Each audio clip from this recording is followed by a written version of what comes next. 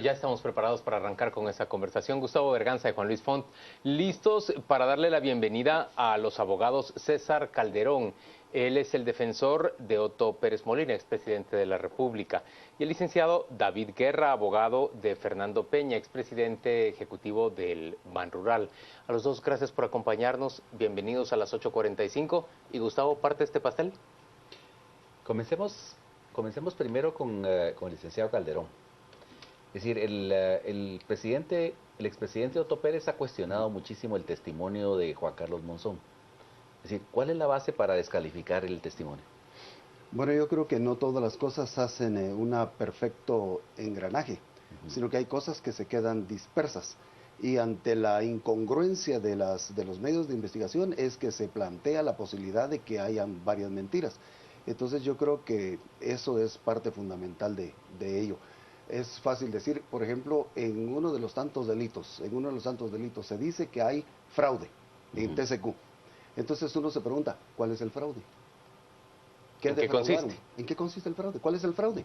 Porque para haber fraude se tuvo que haber defraudado al Estado. Tuvo que haber una pérdida de dinero o de cualquier otro bien del Estado. Pero sin embargo está procesado por fraude y no hay absolutamente nada que el Estado haya perdido. Absolutamente nada. Entonces es contradictorio.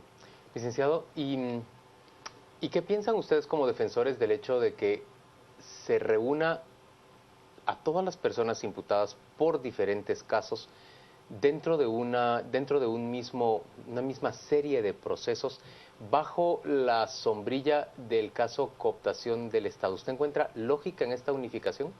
Bueno, aquí hay dos cosas importantes. La primera que hay que mencionar es que cuando se elaboró este código jamás se pensó en el número de personas que podían haber dentro de un proceso. Antiguamente no se tenía un proceso con tantísimos participantes como procesados. Entonces esto es nuevo. Por eso es que usted ve que ningún edificio fue creado para este tipo de audiencias. Y por eso están teniendo ustedes que acudir a la sala de audiencias de la Corte. Claro, por eso no hay baños, no hay gradas, no hay elevadores que soporten, no hay personal que soporte, no hay condiciones, porque el código nunca previó. El Congreso nunca previó que un determinado día podía haber este tipo de casos. Pero, licenciado, es que realmente nuestro ordenamiento jurídico nunca previó también que un gobierno como el del Partido Patriota podía haberse involucrado con tantísimas personas de parte de ese gobierno en casos de corrupción como los que estamos viendo ahora. Bueno, yo creo que ese es un desorden del Ministerio Público al poder meter dentro de un canasto todos los casos, porque pudo haber sido cosas diferentes. Ahora ya está así, el Ministerio Público así lo consideró, pero pudo haber un mejor orden también para distribuir el juzgamiento de estas personas. Ahora, en el caso de su defendido, el expresidente de Banrural, si una de las cosas que se han preguntado los observadores y que se ha planteado también en las redes sociales es ¿dónde estaba el señor Peña antes de entregarse? Bueno, en primer lugar, buenas noches. Bienvenido. Mi nombre es David Pineda, no Guerra. Perdón. No hay problema, claro. Bueno, es algo muy importante porque la situación de mi defendido es pues bien particular. Él se encontraba fuera del país y al tener noticia de que era requerido por una orden judicial, pues se puso a disposición del juez, planificando un vuelo comercial. Él entró a través del Aeropuerto Internacional Aurora, pasando los mecanismos normales como cualquier persona. ¿Y no se percataron en el sistema de migración que él tenía una orden de captura? Así es, no se percatan en el sistema de migración. Él estaba preparado e instruido que ese iba a ser el momento en que habría de ser capturado, iba a ser detenido y trasladado ante el juez Gálvez. Sin Ahora, embargo, en un momento se habló de que no había pasado migración. Sí, pero yo no les podría a ustedes estar diciendo que sí lo hizo y no lo hubiera hecho. Es totalmente veraz que él pasó los controles normales y yo me imagino y espero que el Ministerio Público haga una investigación a ese respecto, porque al final de cuentas es la seguridad la de todos la que queda en entredicho si una persona pudiera circular libremente si no es detectada en ese sistema. Yo creo que al final de cuentas pues todos ganamos si eso se investiga, y si hay una responsabilidad definitivamente se debe de Licenciado Pineda, ejecutar. Y una persona como el señor Peña, que tenía orden de captura, logra entrar entonces hasta el sitio donde se está produciendo la audiencia, se sienta dentro de las personas que están señaladas y se le informa al juez de su presencia. Así es, se le había hecho saber al juez que el ingeniero Fernando Peña se iba a presentar ante él. Entonces, pues sí, había una, no coordinación, pero sí una información también con el fiscal que lleva el caso, con el licenciado Juan Francisco Sandoval. Yo creo que en este caso quien se lo informó no fui yo, pero creo que se le informó al fiscal Julio Prado. Y entonces todo pues fue prácticamente un ponerse a disposición ante la autoridad del juez. Eso fue lo que hizo el ingeniero Peña. ¿Y eso se hace con antelación o se hace hasta el momento de la No, presentación? se hizo, cada quien, pues según su estrategia, lo hace en el momento que considera oportuno. En relación al ingeniero Fernando Peña, pues en todo momento tuvo la disposición de presentarse ante el juez y por eso es que nosotros lo hicimos con antelación debida, incluso la semana previa a que él se presentara, el viernes. Él se encuentra ya ubicado en Mariscal Zavala, esa es la prisión que le fue asignada. Así es, por el momento todos los que están siendo procesados por este caso, o todavía no están siendo procesados mientras dilucidan su situación, se encuentran en Mariscal Zavala, los que no tienen el beneficio de ir y regresar a su casa. Abogado Calderón, usted habló de la poca disposición que había o de la poca preparación que tenía la infraestructura del organismo judicial para este tipo de casos. Pero también tenemos el problema de la infraestructura de las cárceles preventivas. Es decir, al principio no había tanta aglomeración en el Mariscal Zavala, pero digamos ahora, ¿cómo es la situación en el Mariscal Zavala? Bueno, hay muchas personas ahí que no tienen condiciones viables, realmente son condiciones bastante precarias. Una de ellas es el agua, ¿verdad? Porque yo conozco las regaderas, así que para bañarse deben ser colas interminables, debe de ser muchísimo tiempo. Muchas veces que he llegado no hay agua, se acaba el agua, entonces hay problemas de agua. Imagínense en una población de más de 100 personas, ¿cuándo se van a bañar? ¿Cuándo van a cocinar un alimento? Entonces es problema. Con alguna frecuencia también se va el fluido eléctrico. Ese es otro problema. Y últimamente cuando ya estaban llenos, porque son como bodegas esas, ¿verdad? En el día hace mucho calor y en la noche hace mucho frío. Pero cuando llegaron más personas tuvieron que poner champas, carpas y tuvieron que dormir ahí. Entonces realmente rebasó por completo. Y las demás cárceles están iguales, absolutamente iguales. Todas están rebasadas en el país. De hecho, su defendido y el resto de personas en Mariscal Zavala se encuentran en mejores condiciones que quienes están en otros centros carcelarios, ¿o no? Por ejemplo, Pavoncito. Yo creo que, no, Pavoncito es un buen lugar también, y ¿Ah, hay sí? buenos espacios, sí. Cárcel es cárcel, es decir, ese mito de que hay cárceles de lujo, eso no existe. Eso existió en la época pasada en Pavón, cuando habían narcotraficantes que tenían casas con mesa de billar y jacuzzi. Eso no existe. Pero sin usar el término de cárcel de lujo, Mariscal Zavala es un sitio en donde pueden moverse con más libertad, Yo diría que, no se encuentran yo diría confinados. que es un sitio más digno, como deberían de ser todas las cárceles. Es decir, no se debe ver como algo raro, como algo extraño, que ahí puedan caminar y hay hasta una pequeña cancha de fútbol. Eso debería ser en todas las cárceles, porque el ser humano sigue siendo humano. Lo único que prevé la prisión preventiva es que esté encerrado, nada más. Todos los demás derechos no se le quitan. Tiene derecho un médico, tiene derecho a la escuela, tiene derecho a la universidad, tiene derecho absolutamente eso no a todo. se puede negar, pero las No se puede visitas, negar. por ejemplo, el flujo de visitas que tienen en Mariscal Zavala, ¿acaso no es bastante mayor que en cualquier otra cárcel? No hay un horario, no hay un horario de visita. Hay horario, por ejemplo, los días viernes no se entra, se entra de lunes a domingo. Pero que casi a cualquier hora, pues no es una hora fija, es un No es privilegio. estricto, no porque hay un patio grande donde puede atenderse a la familia, entonces pueden entrar al patio.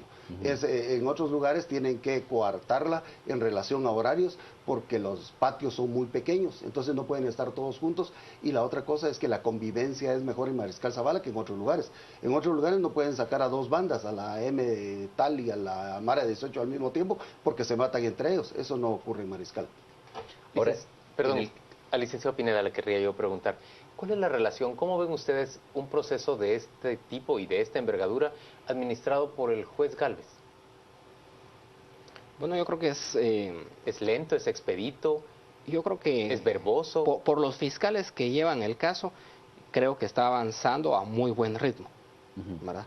A diferencia de casos más pequeños, como por ejemplo caso Aceros de Guatemala, que duró casi 3 semanas y un tema mucho más pequeño.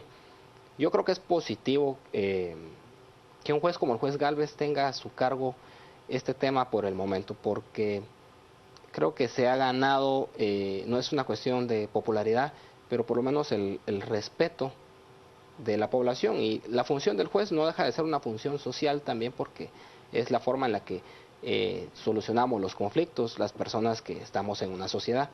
Creo ¿Usted como abogado defensor también lo ve a él como un papel apropiado? Creo que tiene la suficiente credibilidad y se ha ganado el respeto de diversos actores dentro del proceso, aunque en algunos momentos no compartimos definitivamente sus resoluciones, pero vamos agotando los medios que la ley nos prevé. Entonces, creo yo que tiene esa solvencia y esa capacidad de poder en algún momento resolver conforme a su criterio y su conciencia y la ley. Entonces, yo creo que muchas personas en este caso podrían ser perfectos candidatos a gozar de una medida sustitutiva.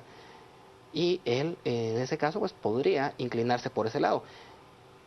Al contrario, si estuviéramos con un juez que no tuviera esa credibilidad, podría tratar de ganarse la credibilidad a costa de la libertad de las personas. ¿Solicitó usted medida sustitutiva para Fernando Peña? Este no es el momento para solicitar una medida sustitutiva. No hemos llegado a esa fase porque ni siquiera han sido ligados a proceso. No han dictado un auto de procesamiento. Es decir, no les han dicho, ustedes están procesados. Y todo este tiempo han estado escuchando la imputación de los cargos. Lo que sucede es que, como bien dice el licenciado Calderón, pues son tantas personas, es un proceso inédito en la historia judicial. Entonces no hemos llegado a esa fase siquiera. Esa es la segunda etapa de esta primera declaración. Licenciado Calderón, ¿a usted lo sorprendió el día de hoy que el juez Gálvez se negara a darle medida sustitutiva a una persona como Flavio Montenegro, incluso cuando después de que su abogado solicitó esa medida, CICIG y el Ministerio Público no se opusieron, dijeron estar de acuerdo con la medida? La PGN sí se opuso a que se le enviara con arresto domiciliario o cualquier otra medida, y el juez dijo que iba a basarse en el principio de igualdad y que iba a mandarlo también a prisión. ¿Le sorprende? A mí me sorprende, cada vez que mandan a una persona a la cárcel me sorprende, no solamente en este caso. Me sorprende porque la regla es que queden libres, no que queden presos. Pero con Guatemala ya se hizo costumbre que los jueces sean carceleros. Ahora nos extraña cuando las personas quedan con medida sustitutiva. Y entonces la radio y la televisión hacen programas para ver por qué el juez dejó libre a tal persona. Si eso es lo normal, eso dice la ley. Este código es humanista y las personas deben de quedar libres, no presas. Y mucho más cuando la propia CICIG y el Ministerio Público hoy dijeron no nos oponemos a que se vaya libre. El juez obviamente tenía que hacer eso, porque el juez debe de pensar siempre en favor rey, siempre en favor de la persona. Entonces me extraña sobremanera en este y en todos los casos donde las personas con no delitos graves se van a la cárcel. ¿Y el criterio de igualdad para todos no es aplicable según usted? El criterio de igualdad realmente no hay nada más falso que el criterio de igualdad, porque el criterio de igualdad no se da aquí. Todos los delitos por los cuales están procesados los de TCQ y la línea, la mayoría de ellas podrían quedar libres, absolutamente todos. ¿Por qué? Porque la ley así lo dice. Si no queremos dar libertad, entonces que el Congreso cambie las leyes y que prohíba dar en esos delitos la libertad. Bueno, pero también es prerrogativa del juez decretar libertad o cárcel. Es decir, no está obligado a decretar libertad. Pero es que los dos presupuestos que la ley da nunca se cumplen. La ley dice dos cosas, o va a huir o va a obstruir la verdad. Esas son las únicas limitantes. Y entonces el juez generalmente dice, no es cierto, no va a huir, se entregó, vino voluntariamente, el cliente de él vino de Europa, no sé de dónde se entregó. ¿Cómo si pudo haber quedado en Europa? Vino aquí, es porque no va a huir. La persona dice, señor juez, ¿qué día quiere que llegue? Yo voy a llegar. Señáleme día y hora, a ver, entonces no va a huir. Entonces, como no encuentran ese pretexto, es que puede influir sobre testigos. No, si el mismo código trae un montón de parámetros para que no se junte con testigos, para que no vaya a determinado lugar, para que no camine de este lado, sino que camine de este lado. La ley tiene sabiduría. Es solamente el carácter del juez de decir, esta persona debe estar en libertad. Y el código es humanista. Y si es humanista, las personas en su mayoría deberían de quedar libres. Señores, vamos a hacer una pausa comercial en este momento y vamos a invitar a nuestros televidentes a que envíen sus preguntas. Ya ve usted que tanto el licenciado Calderón como el licenciado Pineda están dispuestos a responder a los cuestionamientos que usted tenga. Ellos defienden, uno al expresidente Otto Pérez Molina, el otro al expresidente ejecutivo del Ban Rural. Ya venimos.